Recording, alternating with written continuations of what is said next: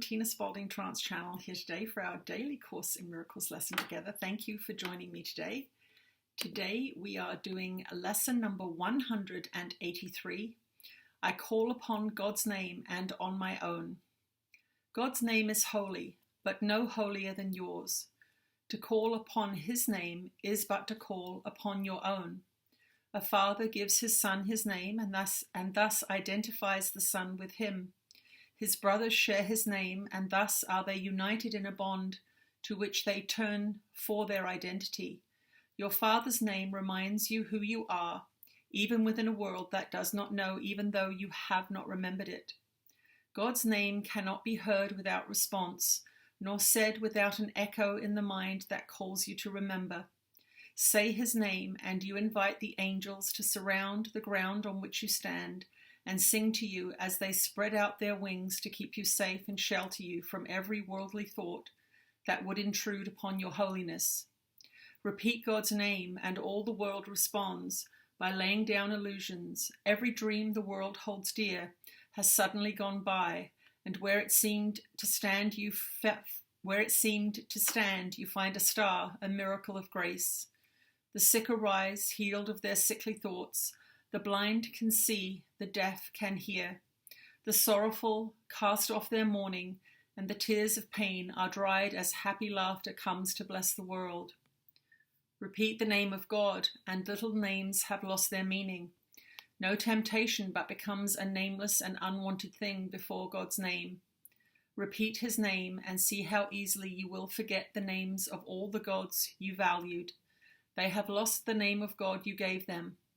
They become anonymous and valueless to you, although before you let the name of God replace their little names, you stood before them worshipfully, naming them as gods. Repeat the name of God and call upon yourself, whose name is his. Repeat his name, and all the tiny, nameless things on earth slip into right perspective. Those who call upon the name of God cannot mistake the nameless for the name, nor sin for grace, nor bodies for the Holy Son of God. And should you join a brother as you sit with him in silence and repeat God's name along with him, within your quiet mind, you have established there an altar which reaches to God himself and to his Son. Practice but this today. Repeat God's name slowly again and still again. Become oblivious to every name but his. Hear nothing else. Let all your thoughts become anchored on this. No other word we use except at the beginning when we say today's idea, but once. And then God's name becomes our only thought, our only word, the only thing that occupies our minds, the only wish we have, the only sound with any meaning, and the only name of everything we desire to see, of everything that we would call our own. Thus do we give an invitation which can never be refused, and God will come and answer it himself. Think not he hears the little prayers of those who call on him with names of idols cherished by the world. They cannot reach him thus. He cannot hear requests that he be not himself, or that his Son receive another name than his. Repeat God's name, and you acknowledge him as sole creator of reality, and you acknowledge also that his Son is part of him, creating in his name. Sit silently and let his name become the all-encompassing idea that holds your mind completely. Let all thoughts be still except this one, and to all other thoughts respond with this, and see God's name replace the 1,000 little names you gave your thoughts, not realizing that there is one name for all there is and all that there will be. Today you can achieve a state in which you will experience the gift of grace. You can escape all bondage of the world and give the world the same release you found. You can remember what the world forgot and offer it your own remembering. You can accept today the part you play in its salvation and your own as well, and both can be accomplished perfectly. Turn to the name of God for your release, and it is given you. No prayer but this is necessary, for it holds them all within it. Words are insignificant, and all requests unneeded when God's Son calls on his Father's name. His Father's thoughts become his own. He makes his claim to all his Father gave, is giving still, and will forever give. He calls on him to let all things he thought he made be nameless now, and in their place the holy name of God becomes his judgment of their worthlessness. All little things are silent, little sounds are soundless now. The little things of earth have disappeared. The universe consists of nothing but the Son of God who calls upon his Father, and his Father's voice gives answer in his Father's holy name.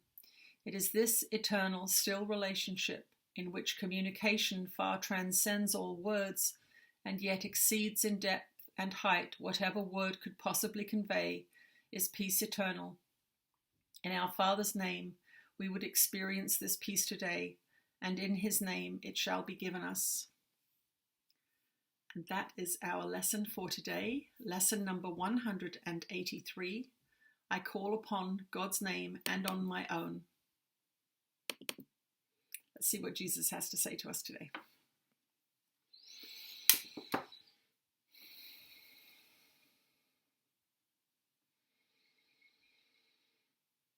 You are blessed beings indeed. I am that one that you know as Jesus. And this sounds a little crazy, does it not? That all you have to do is use God's name and call upon him to come to you. But there is a highway of sorts between you and the Father. It is through this word, through this prayer, through this incantation, if you will, that you become directly connected to all that is.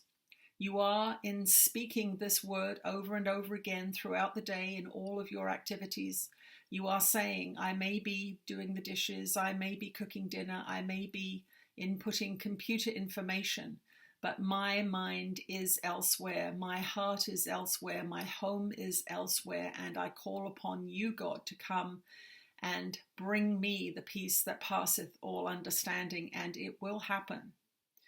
Especially if you use this word when you are troubled, especially if you use this word when you come upon one of your triggers in the day. Do not descend down into hell. Do not descend down into the battleground, but rise up through this high frequency word to that place of connection with the Divine Father. It is a miracle that you are all here with us today, that you are continuing to choose these lessons above the temptations of the world. And each of you will begin to feel considerable differences in your normal state of being, in your normal state of thought. You are now almost halfway on this journey, and you are beginning to reap the rewards of your dedication. Just as somebody who goes to the gym for 6 months will begin to see a transformation that is undeniable. You too are all beginning to see a transformation that is undeniable. And, dear ones, it is just the beginning. It is just the beginning of your reclamation of your heart and mind and your connection to your Father. I am that one that you know as Jesus, and I will speak to you again tomorrow.